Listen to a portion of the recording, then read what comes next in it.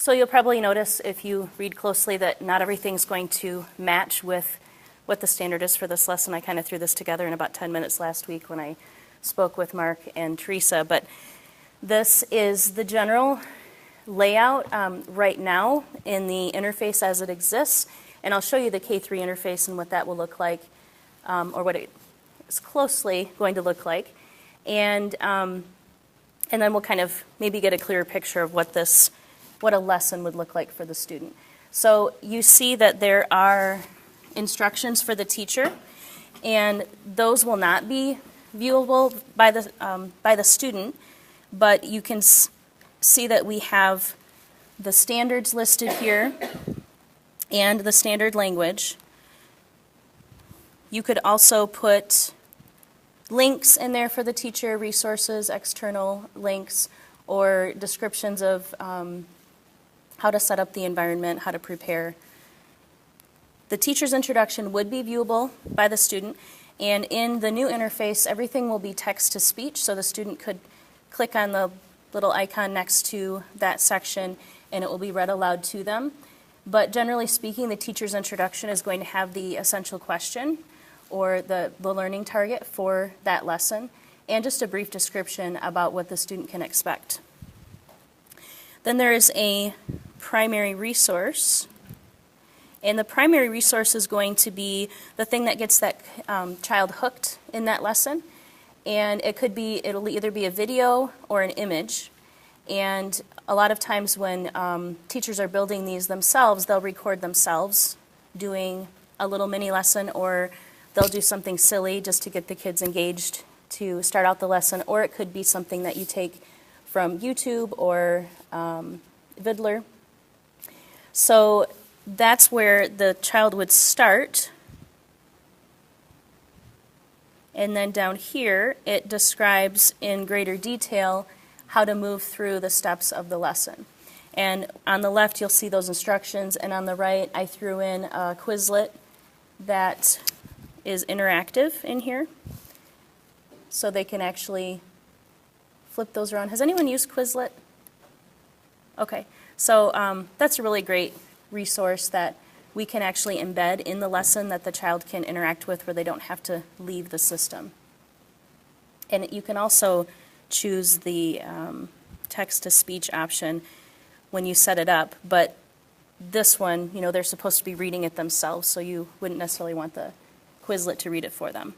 So that's essentially what it looks like for the student. So when you're thinking about developmentally the differences between kindergarten all the way to third grade, you want to consider what do those steps look like for the child, and what makes sense for them to be seeing and hearing from the text-to-speech when they actually are engaging in that lesson.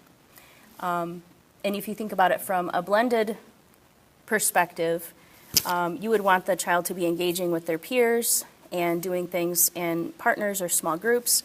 So you can consider all of those things too as you're writing the instructions for moving through that lesson.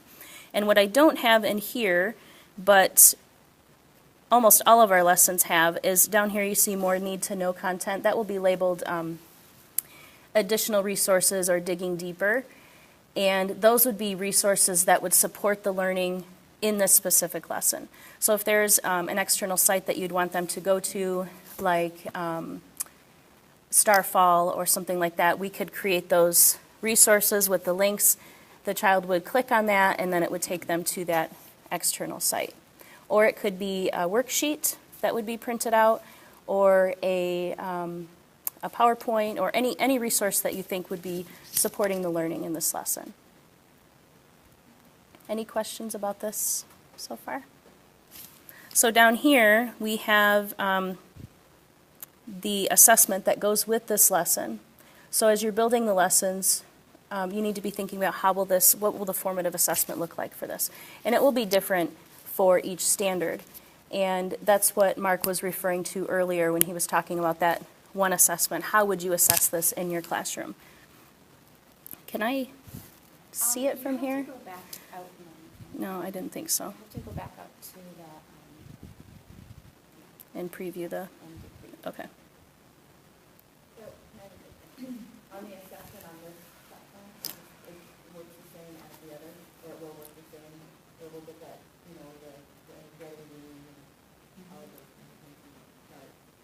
Yes. So I took some examples here. I included some examples of the different types of assessment items that we have, just to give you an idea of how it could look in an elementary setting. And this is a rhyming task, and the plotting, so the kids would drag and drop their words that rhyme into that assessment item, into the spaces. And so when we set this up on our end, when we build this, what I did was I set up this chart in a Word document, did a screenshot and uploaded the image, and then drew in rectangles in those blank spaces that the student would be dragging those words into. And so this is one of those automatic, auto-graded items that the system would generate very quickly. Here's another option that we're working on right now, adding the capacity to record their voice. So if there's an assessment item that you would want to put in here where they have to read the high-frequency word and use it in a sentence, the assessment would say, like I have here, press the record button to record your voice, read the word, and then read the sentence. So down in this space, there would be a record button that they would hit, or maybe it would appear in a different space on the page. And then this would be one that the teacher would actually have to listen to and give a score for. So down here you see what the possible score is, and basically the rubric and where they would earn those points.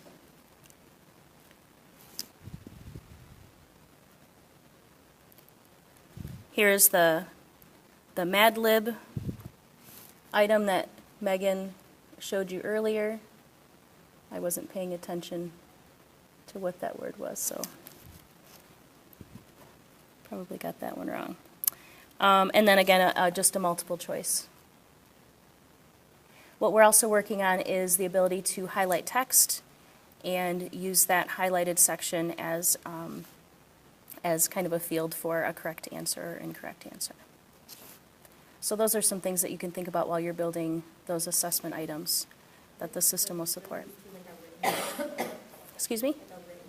Yes, we do. We have essay and short answer as well. And those would be graded by the teacher using a rubric. And our new rubric tool will be rolled out next month that will have all of the criterion can be labeled with a different standard and also weighted differently for that item. And then once that information is put in there by the teacher, then it automatically generates the score. And all of that data feeds into the system as well. So there's a lot of flexibility for that really quick formative data, and then also some more authentic assessment within the system. Yep, I'm going to do that next, if there aren't any questions about this so far. So this here is our first pass at a mock-up for what the interface could look like. And the colors aren't showing up real pretty on here, but they're basically blues and oranges. And, Oh, good. So this is obviously kind of like the dream, and maybe not all of these features will be available when it's rolled out in late September, but essentially it is way less text, more visual, big buttons for kids to click on and choose. And so what we will see for this initiative will be their subject for language arts that they would click on and go into their course. So all of the things that Megan had shown you on the existing platform for the 4 through 12 is now listed across the top using these icons in K through 3. So their to-do list, their mail, and this is for their homepage, obviously, and possibly the option to add some safe search features where that would take them to sites that they can access that have been approved by the district.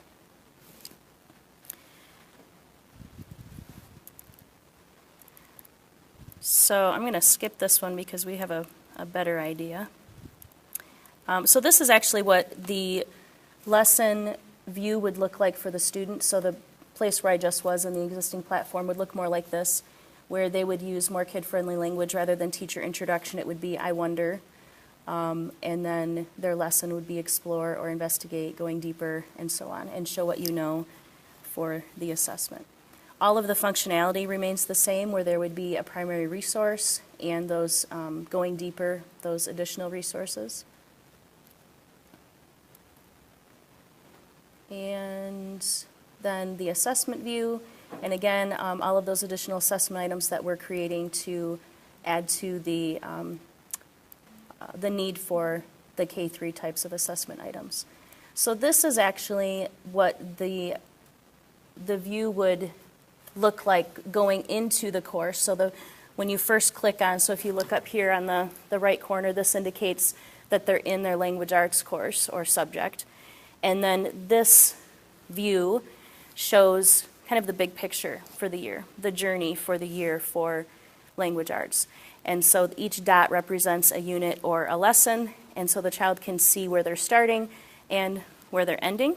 So it's more of a game, and that whole to part to whole kind of mentality, giving the kids the big picture, and then allowing them to hover over the dots to see what's coming up next, maybe even seeing the standards in I-CAN statements. And so along the left side, they would be able to access their profile where they can see their assessment data, but then also in kid-friendly language, having their learning goals at the top where I can and I'm learning too.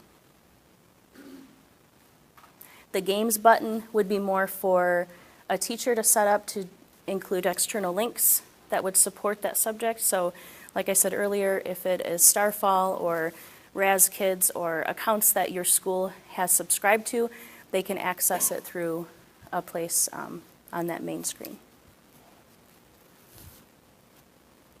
So that's kind of like the overall vision that we're heading toward for the student side of things. The teacher interface will remain the same, the way that Megan had demonstrated, but this is what the student would see. Why don't you go ahead and turn and talk to your shoulder partners